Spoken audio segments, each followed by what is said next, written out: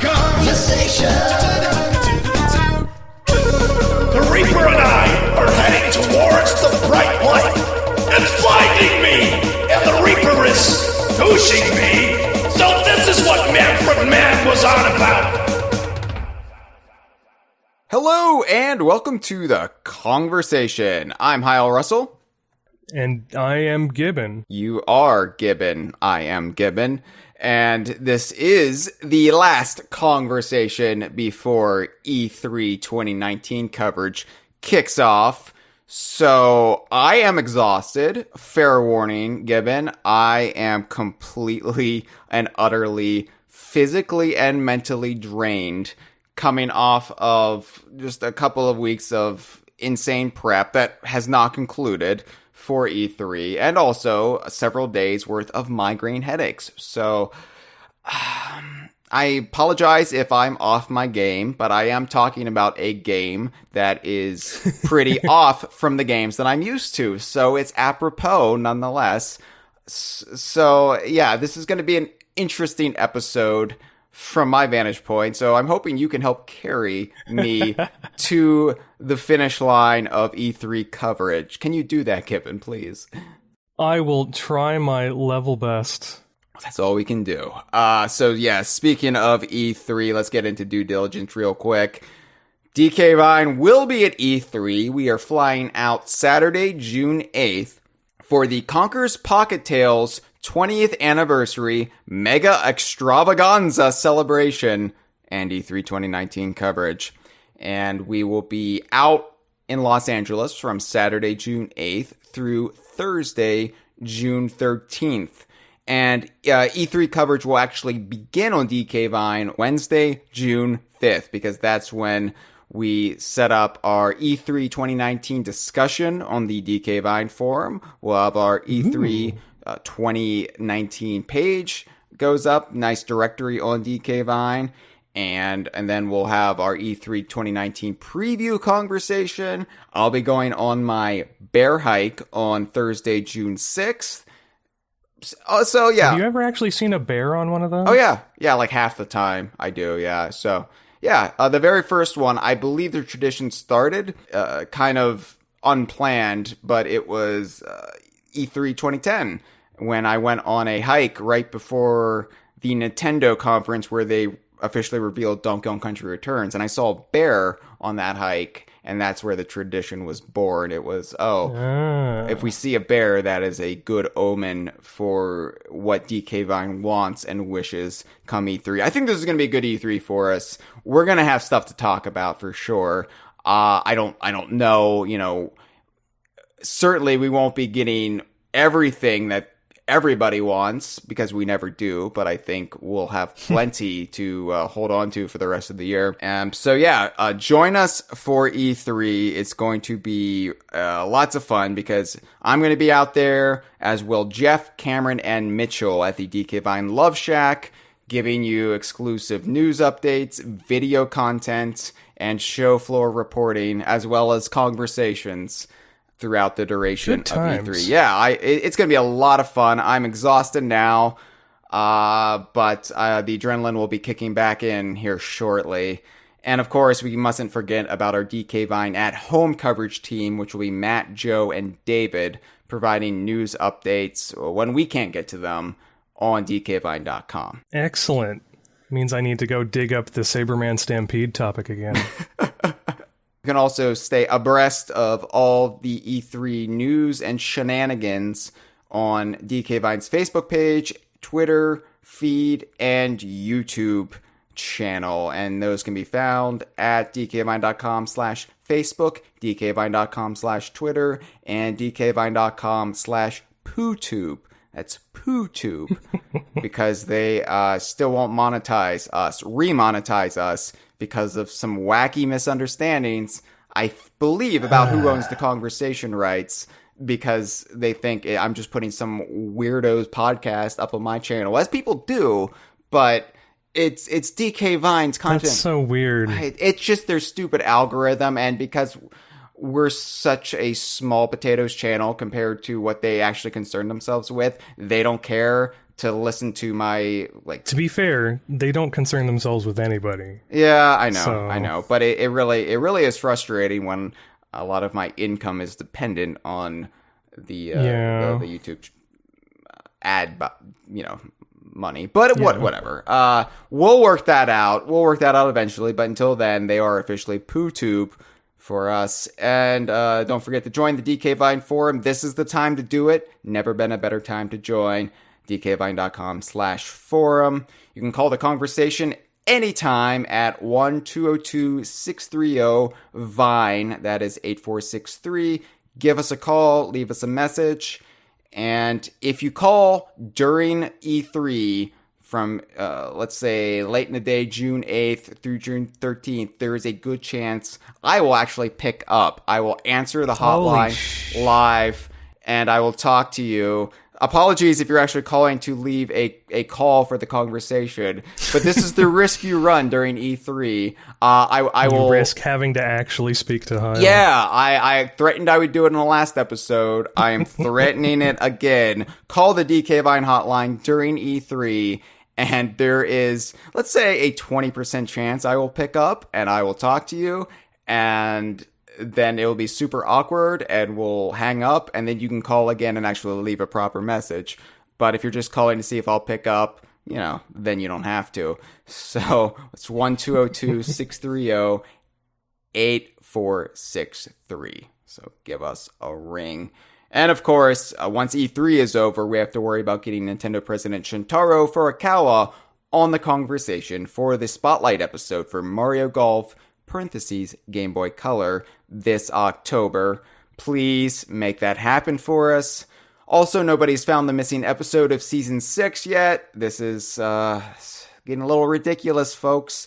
My theory is that it's on a beach in Florida enjoying itself. I mean, who knows where it ran off to, but I hope it's enjoying its life wherever it is. But the first person to track it down and at us on Twitter with it will get an autographed copy of Sea of Thieves #1, the comic book, signed by the author, Jeremy Whitley.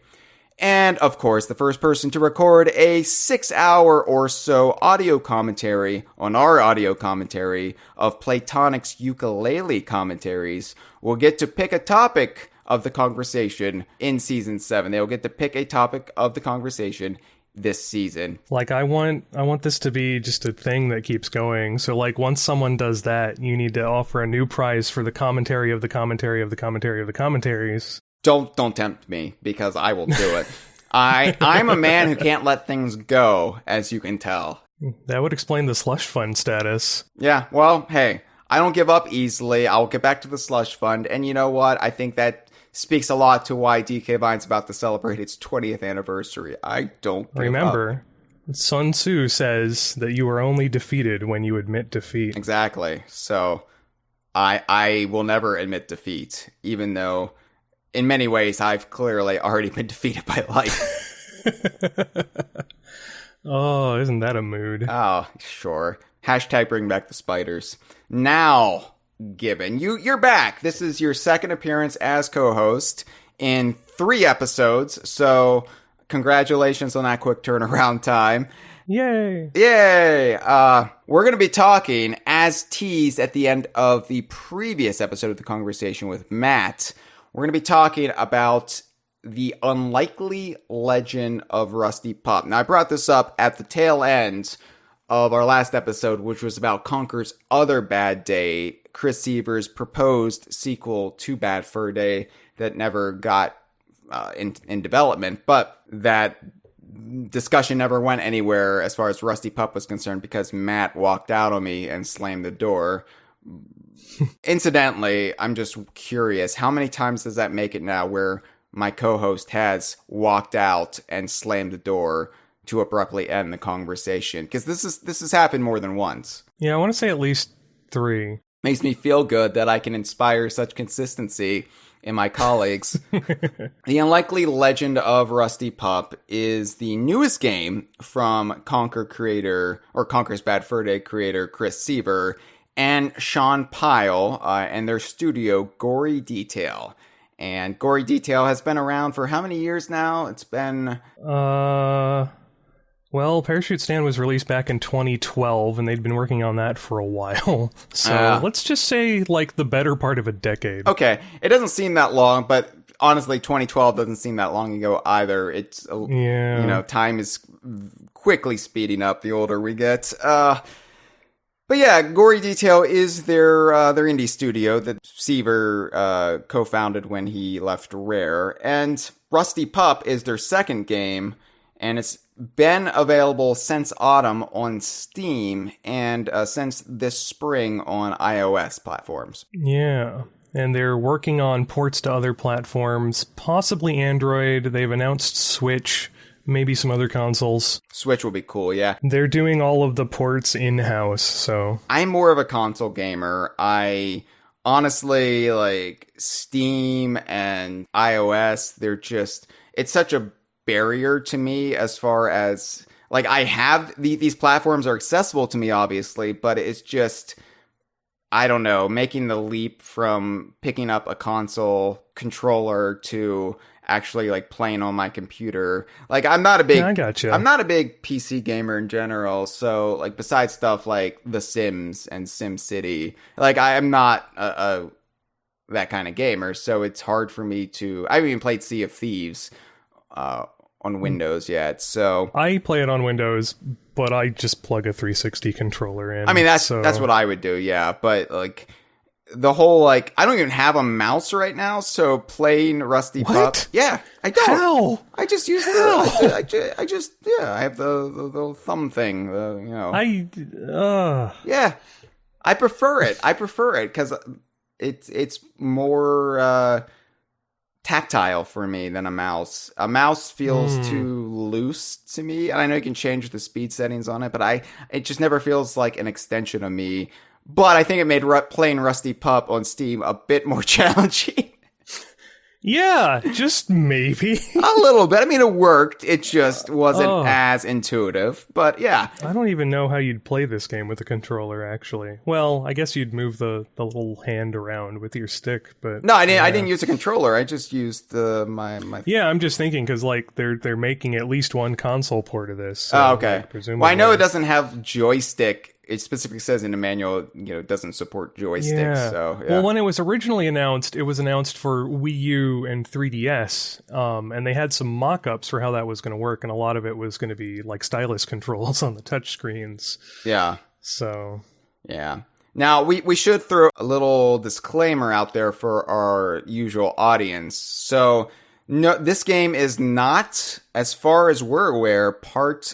or can be considered part of the shared Rare universe that we discuss here at DK Vine, what we refer to as the Donkey Kong universe internally, but, that consists of everything really launching from Donkey Kong Country, that you can even make a case that Playtonic's games, like Yooka-Laylee, are part of, just through various character appearances and what have you. There is some tangential crossovers, like we'll get Tracky to that. Trains has some stuff in it, but yeah. We'll get into, like, if there might be connections later in the episode, but as far as we're aware, this is not part of that shared universe construct. Certainly, Gory Detail is not approaching it from that standpoint, although they have their own shared universe that they're building up, similar to Playtonic, but Playtonic at the very least gave us the goldfish. So, we've got that little link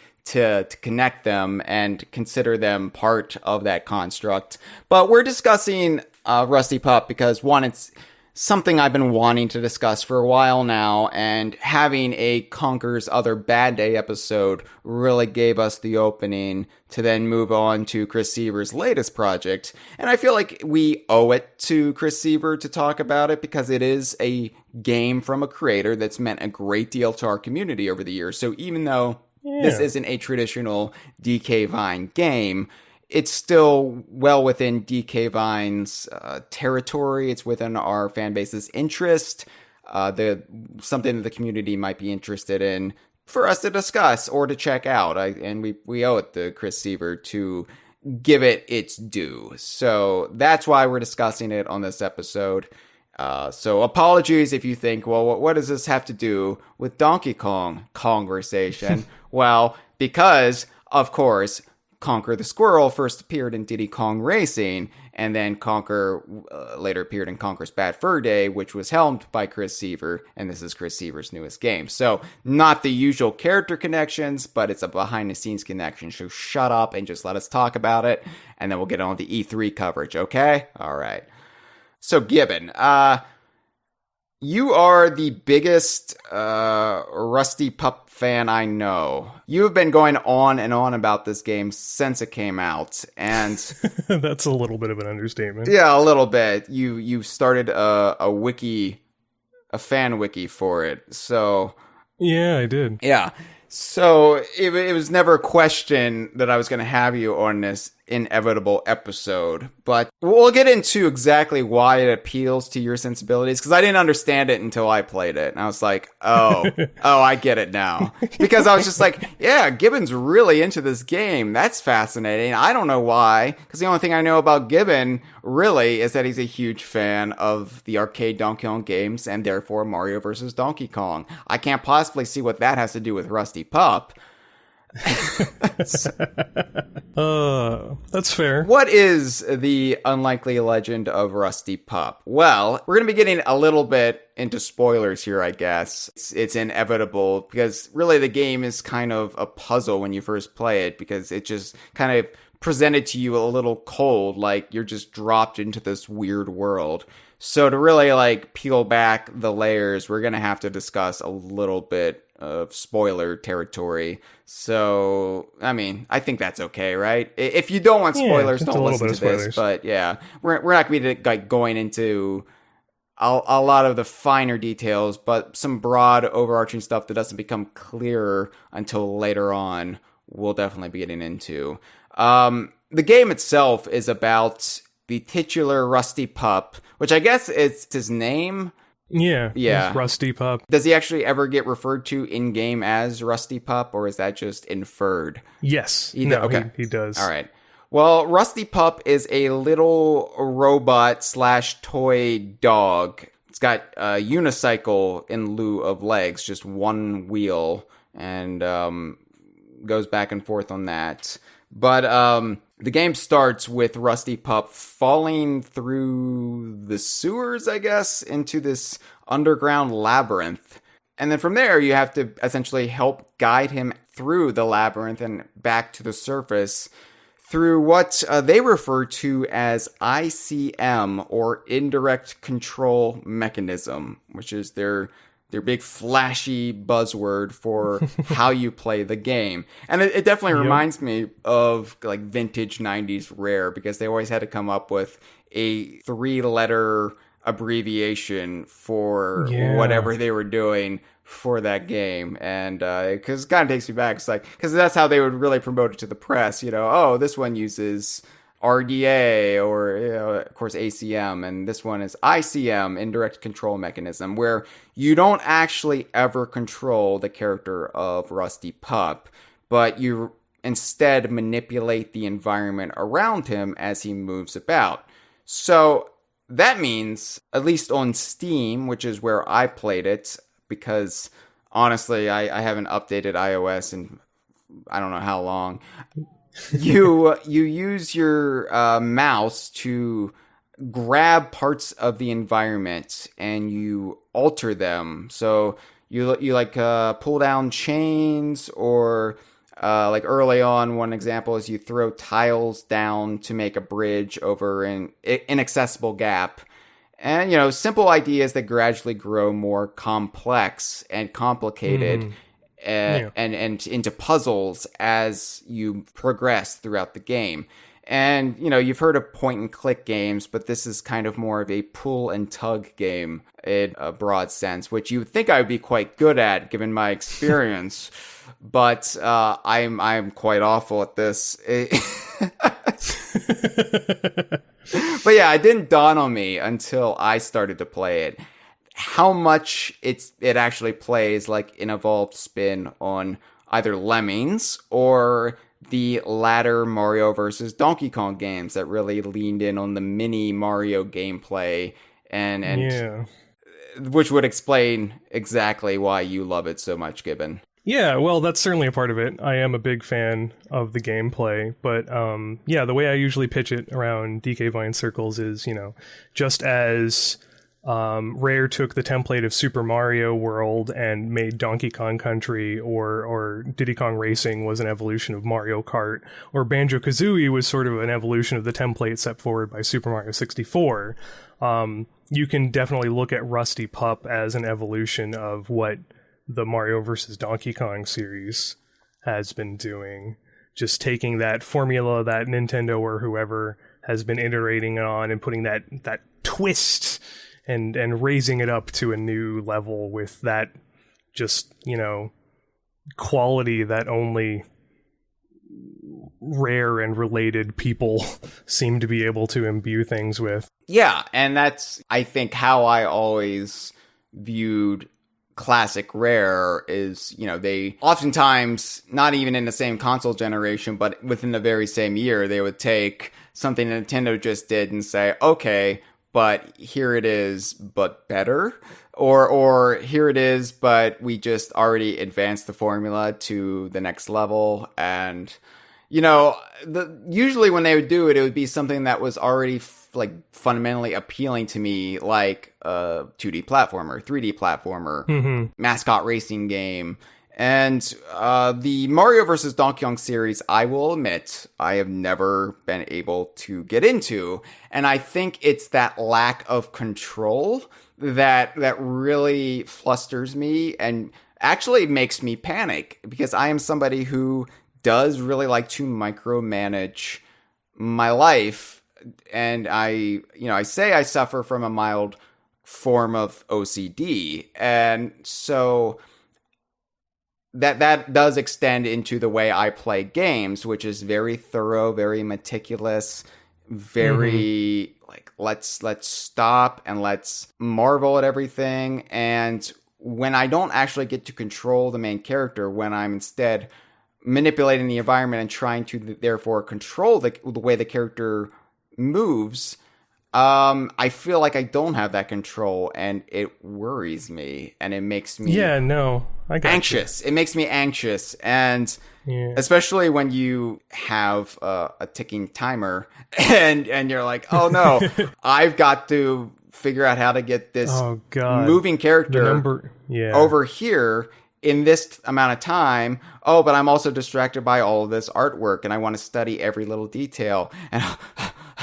yeah, the number of times I've almost gotten to the exit of a level only to run out of time because I didn't manipulate the path in just the right way to pick up that time extension on the way. Yeah. Sort of thing. And I think, the more I play it, the more comfortable I am with that. But it is a steep learning curve for me, not just in how challenging it is, because this is a very challenging game, but just this is not the type of game I normally play on a platform I normally play on. So already I feel like just a complete alien here. Like, I feel like I'm just an outsider in this strange, exotic world. And then it's like, oh wait, I don't even know how to breathe the oxygen. I admit it took me about 3 minutes to even figure out how to progress past the title screen. And so no, I mean, like, I was like, oh wait, I'm pulling, because I didn't know the whole game was pulling things. I should have read the manual that came with it first. I'm gonna be honest, I've had it since launch day, and I just like a week or so back found out that there's the manual PDF available on Steam. So, well, that's what I went looking for when I realized I didn't know what the hell I was doing, because I didn't realize the whole game was tugging. Yeah. It started out as originally envisioned as like a mobile only game, and then once they made the decision to like expand to consoles and PC, they were just like, oh, well, let's just roll with it. Yeah. So the title screen, you have to like pull the panels on the Rusty Pup logo back to like pick the files, select where you save the game, and then you have to pull another one back to begin. Took me about 3 minutes to figure that out, which I think is pretty good. all things considered. and then it's a way for me to like then understand how the game's going to play. And I was like, oh, okay, it's all about tugging things. I got it. All right. Let's move on. But yeah, it's very interesting gameplay philosophy behind it. It's very inventive. The aesthetic and atmosphere, I think, serve it well, considering the whole game is about manipulating the environment. It's good that it has such a unique and memorable atmosphere to it. It really, really immediately reminded me of some like lost Tim Burton project or something, because the whole thing feels very gothic, like dingy, kind of Victorian a little bit. Elements of maybe steampunk in there, but just kind of really an atmosphere, like even beyond the Rusty Pup character, which does definitely feel like some sort of Tim Burton animated project or something. But the whole atmosphere to it did remind me of something that was kind of prevalent in Conker, just kind of under the surface, the dingy underside of British culture. And it seems to be a Seavor hallmark, really, now that I think about it and compare it to Conker. Yeah, the underground labyrinth that the game takes place has this kind of... Because you don't know what's happening at first. You don't know what the story is. You're just this weird little toy canine moving around in what seems to be almost a post-apocalyptic nightmare. You're in, like, almost complete darkness. You've got like little atmospheric lighting and you can pull cords to, activate more lights, but you never see the sun in this game. You never see a kernel of sunlight coming through, and it's very oppressive almost, and I think that set my nerves on end. Like, you're gonna love later levels. I'm sure, yeah. It's not a game that gives you the warm and fuzzies right away, and it definitely feels like the more upsetting components of Bad Fur Day just kind of amped up a little bit. You do get to see the open air in the next world, the first secondary world you get into. But it's only to realize that there's an air raid going on, so it's all smoke and fog and fire, and planes flying around dropping bombs. So, yeah. But no, I love the atmosphere. The whole aesthetic you were talking about, just it gets ramped up.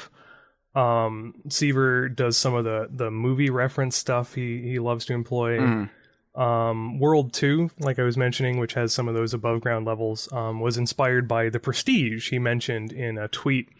And it involves machines that make copies of Rusty, so now you're micromanaging multiple Rusties wandering around the stage. Oh, so yeah, you love that shit. Piles of top hats lying around as nods to the film and stuff. And like as you get further in, there's like a smelting foundry area where you make use of the dripping fire to burn away parts of the stage to open new paths and gain access to the stuff. There's like a musty area with like sort of mushrooms and green gas everywhere, where the primary mechanic is collecting old socks to literally lead Rusty around by the nose. There's more industrial area. I can speak, I swear. A more industrial area that relies on laying down metallic tile platforms to get electrical current to new places and activate more like moving platforms and stuff for Rusty to make use of. And then just like there's some more worlds past all that stuff, but I don't want to spoil too much of everything. So like I look back on Bad Fur Day and Live and Reloaded, and yeah, it definitely feels like Seavor has a preference for like this kind of aesthetic, And it's in stark contrast to the other Rare teams of that era where, you would have a lot more lush green natural environments, and Seavor definitely goes for a darker aesthetic usually. And it's more like, compare like rolling fields of England to cobblestone streets where Jack the Ripper will slay you. Like that's basically like the flip side of Rare as kind of championed by Seavor. And yeah, this, like I said, this is really, it has a dark fairy tale vibe to it. The whole thing. Oh yeah, definitely. It definitely feels like it could be a movie made for kids, designed to kind of creep them out. And which I like. I like that it has such a strong voice and identity, and that they definitely didn't skimp on personality. But in addition to just sort of atmospheric set pieces, he does a lot of world building in the environments, like the planes that are flying around and the bombs, some of the dud bombs that are lying around indicate that this is the troops of Baron von Bully from Gory Detail's previous game, and that those are his troops flying around, and just from like fly papers and propaganda posters and stuff up on the walls and whatever, you get a real sense of what's going on in this world and the type of world it is and stuff like that. It's really good environmental storytelling. Yeah, I have not played Parachute Stand, but I really feel like I should check it out now, especially since so much of this game seems to be built on the world framework of that game. And I feel like I'm missing some context there, which I don't like. I don't like to miss world building context. So, and it's shameful I haven't played it, it kind of, no pun intended, flew under my radar when it came out. But yeah, Seavor really does seem to like, and we keep saying Seavor, and we shouldn't ignore Sean Pyle's influence as well. But who is another Bad Fur Day veteran. Yes, but they seem to really go for the World War II homages. It seems to be a reoccurring theme, and especially since this game essentially takes place during a version of the Blitz. Like this is a weird like parallel world where instead of the Nazis you have the Nazers, I believe. Yeah. Very, very specifically a nudge at Graham Norgate, who's nicknamed Nas. In fact, in Parachute Stand, one of the the main underling of Baron von Bully was the Supreme Nas, and it's just Graham Norgate in a flight mask. So yeah, that is something that does pop up. I mean, you got the Teddies of Conker, Nazers here. And World War II seems to loom large in the imagination of Seavor and Pyle. And I don't know, like, it's funny because obviously World War II is prevalent in America too, but I think especially for Brits, it has a deeper resonance considering the Blitz and how much more, at their doorstep it was. It was more of a remote thing for our grandparents' generation. Besides Pearl Harbor, which was Hawaii, which still is pretty remote for most Americans, it's more of I don't know, a distant concept. Yeah, for us it's like, oh man, that's that thing that happened overseas, whereas in the UK it's like you walk down the street and you're like, and that got bombed. Yes, and that got bombed. And so it's interesting to me to see it like continually crop up in the work of Chris Seavor. And it just, I would really like to interview him one day and just kind of pick his brain a little bit and, kind of get to the roots of, I sound like I'm going to like psychoanalyze him, which seems, but no, it's like, why do you always go back to things like the Blitz and use faux Nazis as antagonists, which don't get me wrong, I'm all for using Nazis as antagonists because they make the best villains, even in this day and age where, it's a little bit... It's a little on the nose these days. Yeah. But anything that should remind the public that, hey, these are bad guys. I'm all for. Oh, man. So Remember when Wolfenstein 2 got in some public relations trouble for its ad campaign of "Hey, fuck Nazis"? I remember when that wasn't a controversial opinion in some circles, where, hey, you know what? Punching Nazis is a good thing. Indiana Jones does it, and that's pretty badass. Yeah, we should get back to the point where, punching Nazis is universally agreed to be all right. And so I applaud Gory Detail for helping us get back to that. So we even come to find out, well, I haven't found it out because I haven't gotten this far in the game, but Rusty Pup is apparently created out of ordnance scrap. Like that is his origin story. Do you want to elaborate upon that a little bit, Gibbon? In one of the newspaper clippings, it's towards the end of the game, it's revealed that Rusty was made out of ordnance scrap from around the city by a bombs disposal officer who runs a toy store when he's not in the military, and gave it as a present to his daughter, Sam. Sam being the young girl who is part of the secondary story of the game, being told through the level titles.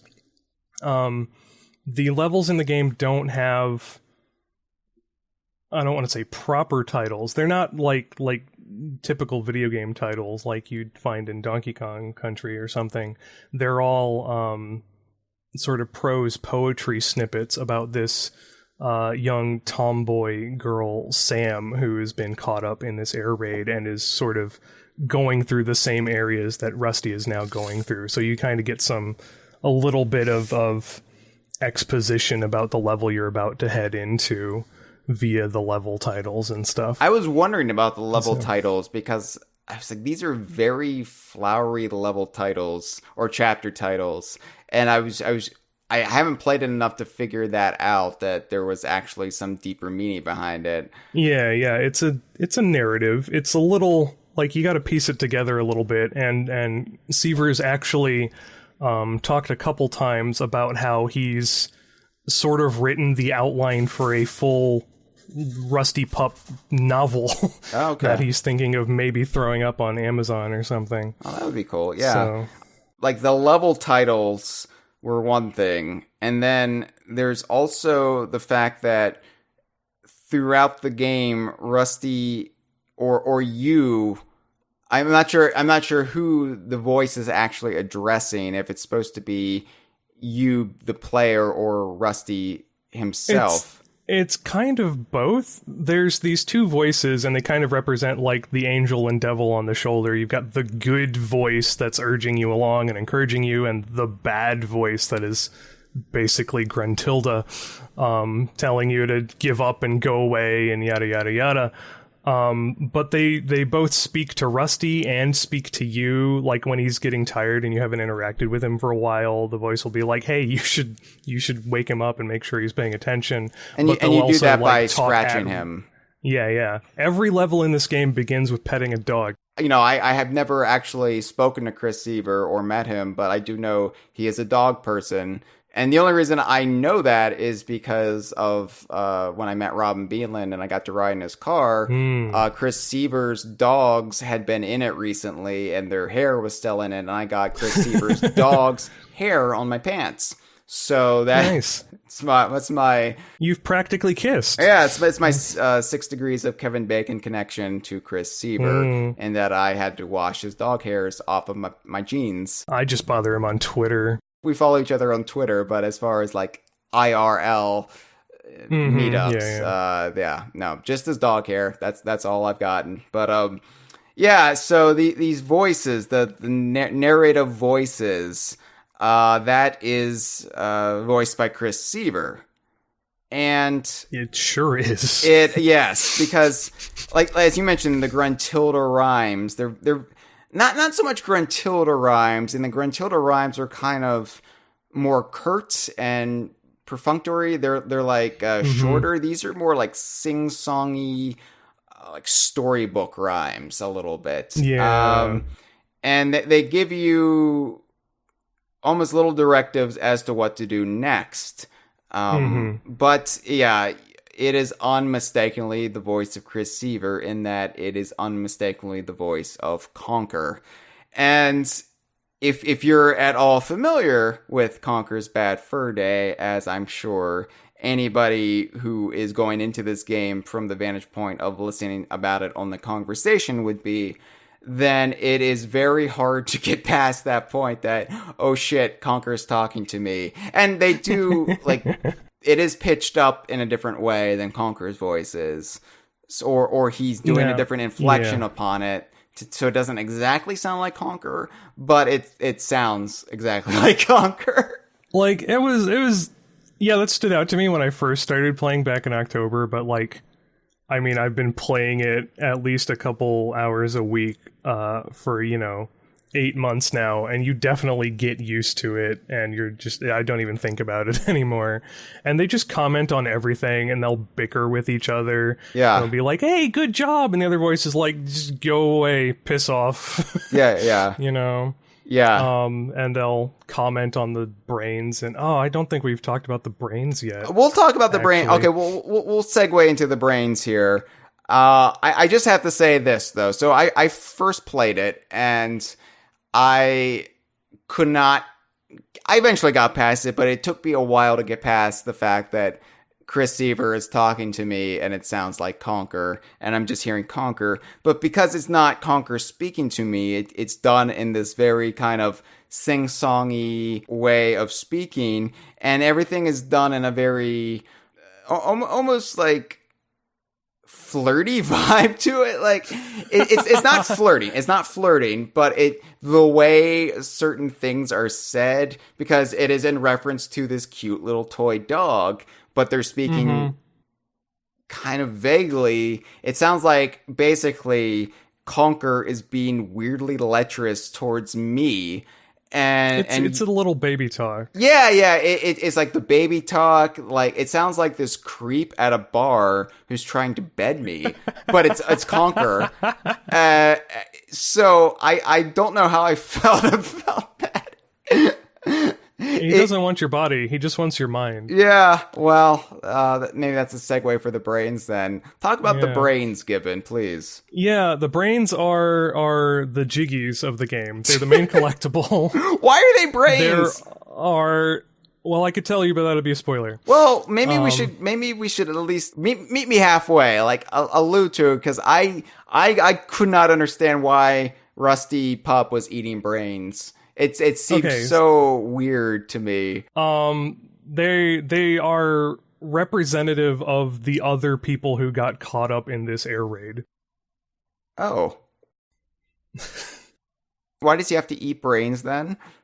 He's not like literally eating them for sustenance and stuff. You find the brains in these little serving jars throughout levels. There's usually 2 in most of the earlier levels, but later levels you'll get like 3, and I think one level even has 5 and stuff like that. And you'll come back through in different ways to get access to brains you couldn't reach coming from the conventional entrances and stuff.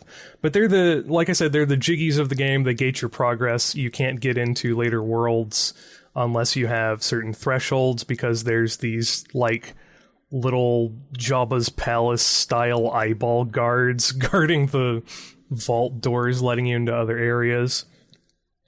But you grab the brains with Rusty, and they'll sit in your little stomach thing in the UI, and you have to get to a toilet and flush the brains to bank them permanently, because if you just have them in Rusty, if you die, you have to recollect them, or if you fast travel, you have to recollect them.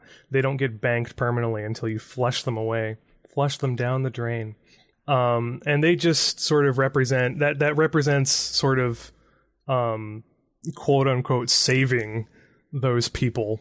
And it's a little metaphysical. It becomes clearer later in the game in like World 6 and beyond and stuff. So yeah. Yeah, okay. Like, I don't want to spoil everything, but there is a bit like the narrative with Sam and Rusty's journey are sort of they're two halves of what's going on, and it is a little fairy tale-ish in that some of it's allegorical and shouldn't be taken super literally, but so okay.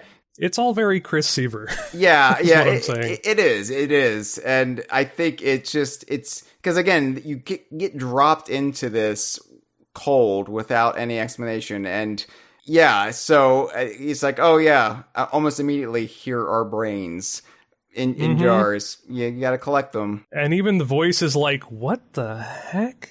Yeah. So I am interested in playing more of this. Unfortunately, with E3 coming up, it's just not in the cards for me to play it anymore this week. Even my first file, as someone who likes this sort of game and plays them regularly, my first 100% file had like 30 hours on it when I finished. So it is very challenging. It is just to, like I said, make that leap into the way the game thinks was a huge barrier for me. And I started to kind of gel with it more like near the end of my first hour or so. So because I have not gotten as far as you have, in that you have completely beaten it several times over now. There's only one thing I don't have, and it's the achievement for getting 100% faster than Chris Seavor. It just seems so unfair. What I'm doing now is I have my 100% file where I will go and practice a level until I've got it down, and then switch back over to the file I'm using for this achievement and just do the level on the first try in that file, and then go back and practice the next level, and yada yada yada. Yeah. So I'm like 40% into the file, and it's got less than 2 hours on it. What's Seavor's time?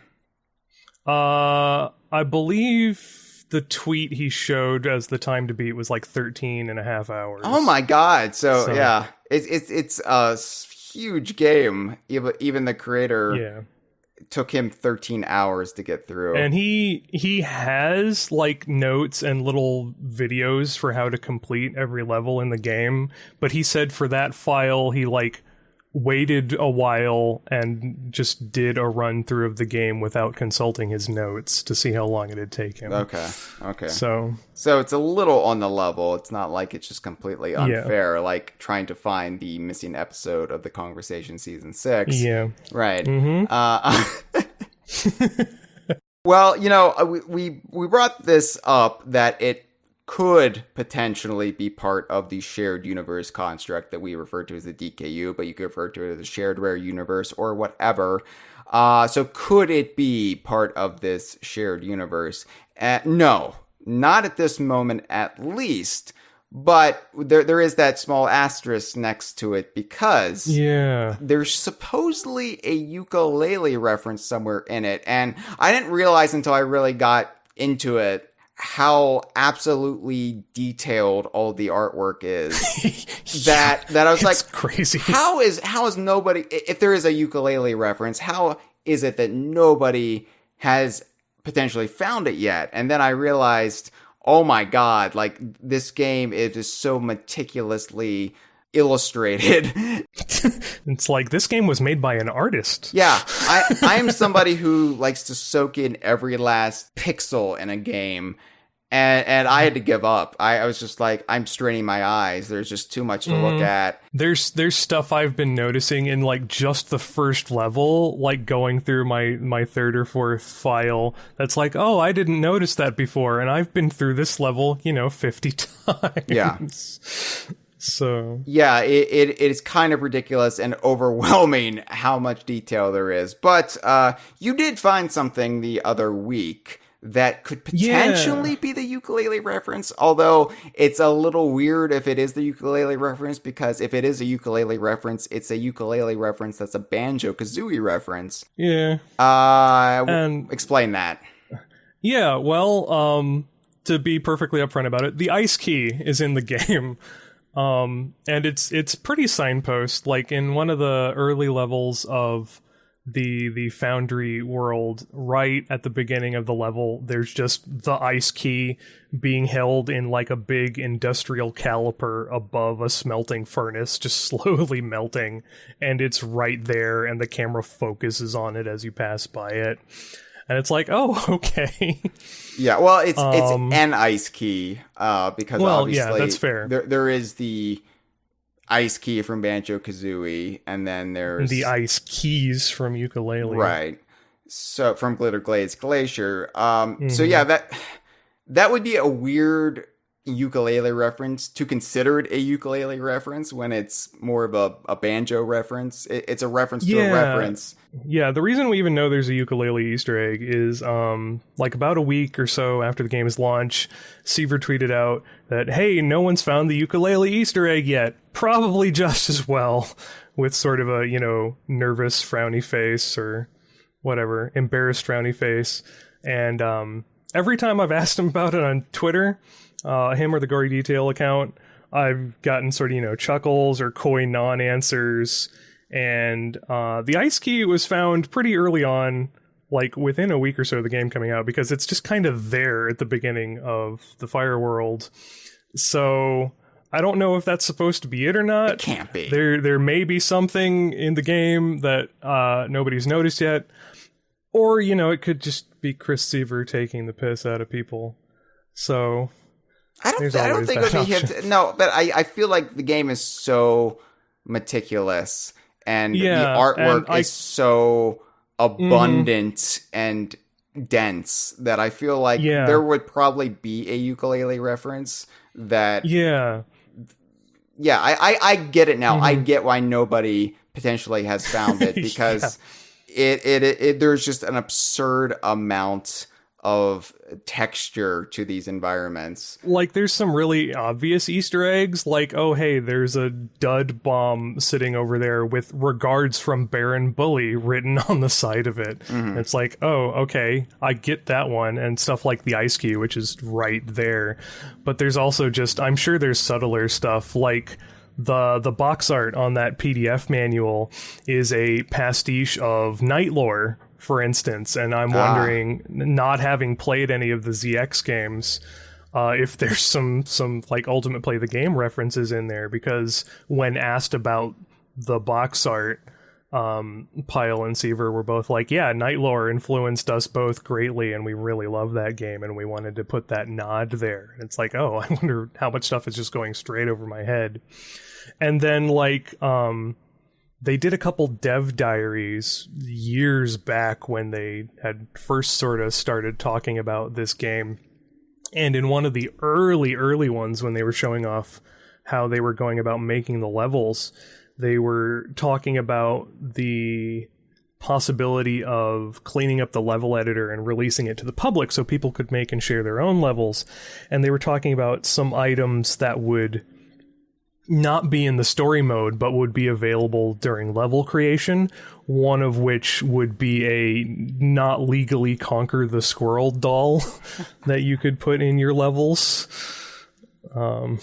sort of thing. Yeah. So there could just be stuff in the game assets that we haven't even seen yet, because now that the game's out, and they've been asked about, hey, where's that level editor? They were like, yeah, we were still thinking about it, but we'll see.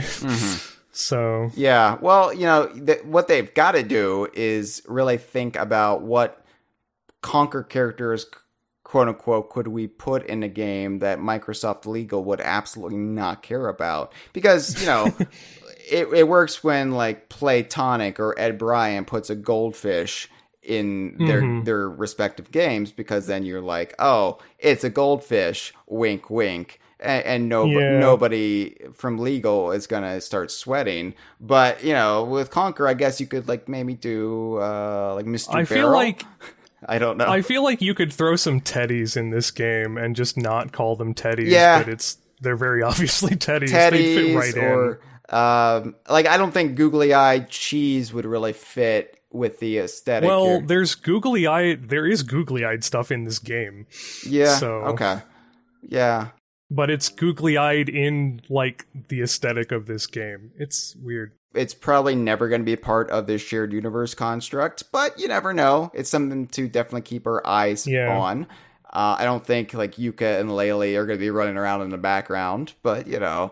I've been trying to convince them to update Parachute Stan for like a PC release or just an updated release now that Rusty Pup is out and been worked on for a while, and put in like Yuka as a parachute option for Stan or something. Well, let's talk a little bit about Gory Detail's other projects before we wrap up this episode and before I don't know, start packing my suitcase and taking a lot of amphetamine to get ready for E3. Oh yeah. Yeah. So let's talk a little bit about Parachute Stan, which you're very invested in as well, and then we'll also talk about what their alleged next project is. Yeah. So Parachute Stan released in late 2012. Almost 30 years to the day after Greenhouse. Just saying. Because you have a theory. It's fanwank. It's a fanwanky excuse for why DK Girder is covering the Gory Detail games, which would be that Captain Stanley Ottershaw is the same Stanley who was in Greenhouse and then Donkey Kong 3. So that's the story, and I'm sticking to it. And I got Chris Seavor to not outright deny it on Twitter, so that's good enough for me. And so it's you play as Captain Stanley Ottershaw, who has been tasked with stealing Baron von Bully's secret plans. And so they did a really nice sort of cinematic opener that's not in the game. They put it up on YouTube, where Stanley sort of free falls down from above to Baron von Bully's Zeppelin, sneaks inside, and you get a nice glimpse of some of the like dogs in cages and like piles of money lying around, and of course the secret plans in their little tube carrying cases or whatever. And Stanley, you know, runs out the door, which is where the game begins, because you leap out of the Zeppelin and it's an infinite falling game where you have to use gyro controls to kind of tilt Stanley out of the way of obstacles like aerial mines and blimps and planes that are shooting at you and various other obstacles. And every once in a while, as you collect falling money and plans and stuff, you'll get a boss fight with the Supreme Nas, which can result in you stealing some like aircraft guns off of his little airship, and occasionally one of the features of the game is there's actually a speed meter. Like, you can use your parachute to slow down your movement and have an easier time of avoiding obstacles, but Baron von Bully is constantly chasing you, so if you're going too slowly or you get caught up on too many obstacles and your speed drops, there's the possibility of him coming up behind you and attacking you and stealing the plans that you've in turn stolen from him. And like, you can rescue these dogs, which serve as your little animal buddies, and each have their own little like ticker tape snippets of lore and special abilities of their own. Like, one of them acts as like a magnet for money and stuff, so you don't have to, like, it's like the magnet shield from Sonic, kind of. Mm-hmm. One of them is like a pirate dog and can use these little sabers to attack enemies that are coming up at you. One of them can use its extreme flatulence to detonate mines. You know, just the gamut of Chris Seavor stuff. And yeah, there's not a whole lot to it. It's very arcadey. You just kind of go for high score. It might have been shut down already. There were leaderboards at one point for this. They might still be active on the iOS version. I'm not sure. But yeah. And as I said, I asked Gory Detail about porting. I offered to help with porting to PC and stuff, or Switch or whatever, just to kind of keep it in people's minds and get new eyes on it. And they actually mentioned that there's a perfectly working PC build. They just never bothered to release it on PC. Oh, well, that's a but shame. that they'll boot it up and take a look at it and see how that goes. So yeah, there might be some updates to that in the near future. That'd be neat. I'm still not seeing what that has to do with Donkey Kong 3, but besides the fact that the character's name is Stan, but... Just let me have this, okay? I don't know if I can, but it is your area of expertise and not mine, so I'll just back away from it. It doesn't explicitly have anything to do with Donkey Kong 3. Okay. Mainly, you have the character of Stanley the Bugman, who is, he's a Bugman in Greenhouse, he's a Bugman in Donkey Kong 3, who does sort of show up in some other games. There's a couple other Game & Watch games that could arguably be him, just because the alarm feature in those games is the same alarm cat from Greenhouse, which would presumably be Stanley's cat, but the protagonist isn't explicitly named to be Mario like he is in many of the games. So Stanley could arguably be construed as one of these the same sort of doing whatever blue collar work is around protagonists. So, and then of course Mario also got drafted to serve in a war in Mario's Bombs Away, so it wouldn't be out of the question for Stanley to also be in that situation. Sure, yeah, he was drafted to fight the Nazers, right? We all remember evil that. Nazer menace, right? Yep. And meanwhile, Conker was storming the beaches elsewhere. It's interesting going from a Saving Private Ryan pastiche to a very British look at the war over in Rusty Pup, and then. Yeah, they're working on their next game, Project 3, which they haven't given an official name to yet. Yeah, so this one has been bandied about as a couple of different things, kind of an amalgam of Seavor-ness. It's been referred to by him as a Conker spiritual successor, but not necessarily what you're thinking. It's not going to be a ukulele almost one-to-one spin on an old concept, so you're not going to see another woodland critter running around and getting drunk and meeting all sorts of foul-mouthed bodily waste creatures. That's not necessarily what he means when he says a Conker spiritual successor, but he's also referred to it as an urchin revival. And for those of you who aren't aware of what urchin is, Gibbon, I'll let you have the floor on this one. What exactly is urchin?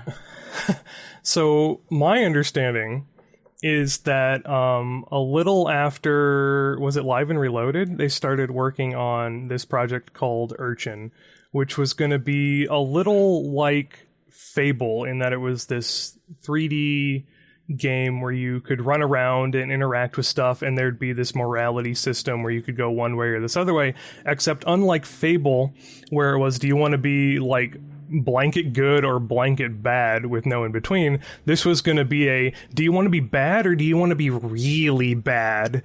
And the example they give as how do we couch this so that parents will still let their kids play this game is there was going to be a mission where Lilith, the main street urchin girl of the game, would have to go and murder a fairy tale princess and dig out her heart.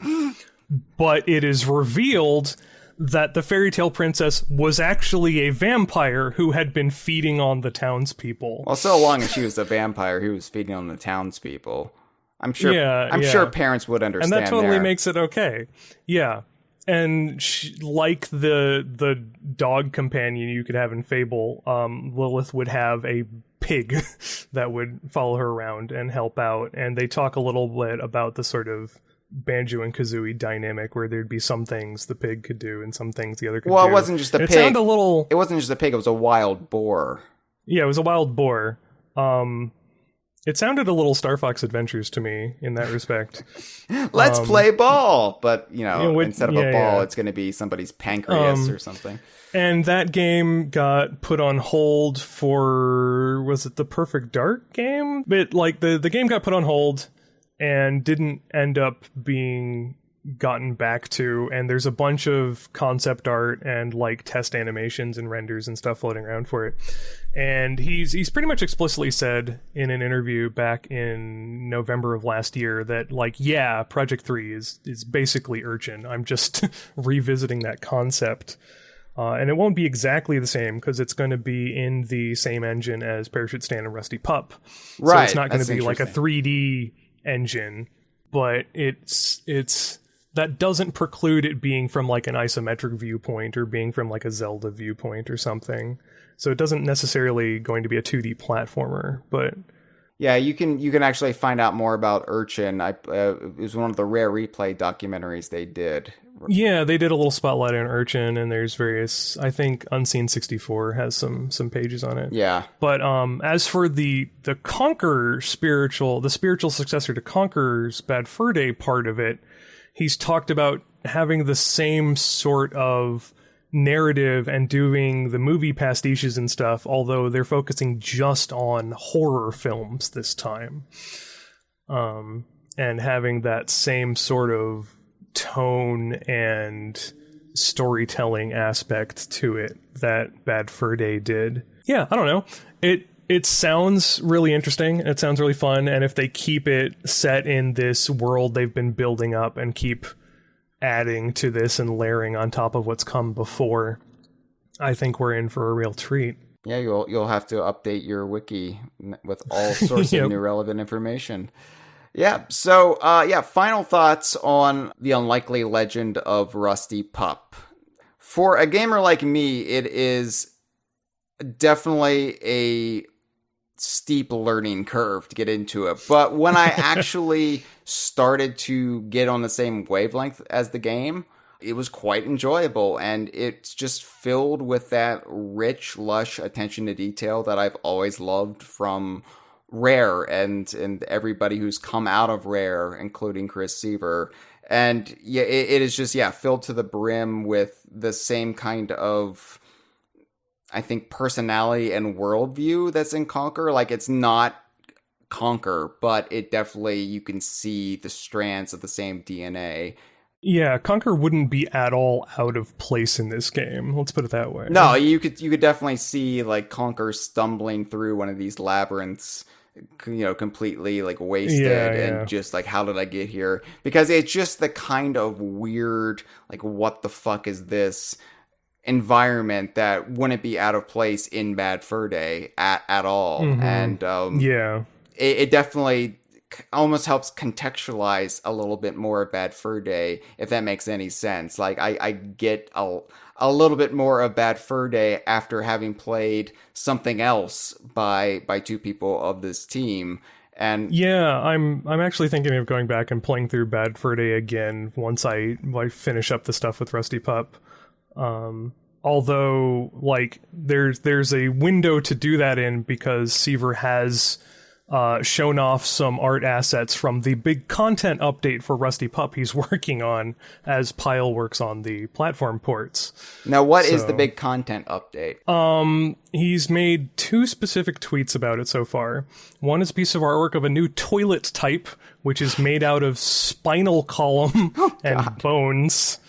And another is it's the little serving jar glass dome things that the brains are in, except it's a skull rattling around in there. And he refers to it as the World of Pain update, which I assume refers to the world names in the game, because you've got like the World of Fire and the World of Stink and the World of Magic and et cetera, et cetera. So we will be getting the World of Pain update with the sort of bones imagery that he's got going on there. I could see it coming out in October, especially since that'd be the game's release anniversary, but we'll see how that goes. They very much work on it's done when it's done approach. So yeah, I trust them to put out some good stuff. Well, as you are the resident expert on Rusty Pup and all things gory detail, I will let you have the final word and the final pitch to the audience to why they should check it out. It's a really good game. It's solid. It's relatively cheap. It was $8.99 US currency on Steam, which, and I believe it's $5 on iOS. Oh, I got ripped off then. But no, I'm not used to games being that cheap. Oh, this is going to at least be $50. And then I go, it's like, oh, right, Steam, $8.99. Okay. Yeah. Even Parachute Stand, which is only like a couple bucks, Seavor really prides themselves. Seavor and Hyle, Gory Detail really prides themselves on releasing a full product with no microtransactions or anything in it. So you get your full game. Like I said, I love these types of games and play them a lot, and my first 100% file still took me like 30 hours. So there is plenty of content in here. As we've been talking about, it's just beautiful. Every level is just packed with details, and the puzzles are devilish, as the advert says. Yep. So they're great games. It's Rusty Pup, great game. I highly recommend it. Any fan of the DKU should be right at home in this game, because as we've been pointing out, it's a game by Chris Seavor. So, and it's cheap enough that you can even afford to buy a mouse to play it if you don't have one, especially if YouTube has demonetized you. This has been a File 2 production. Que rico.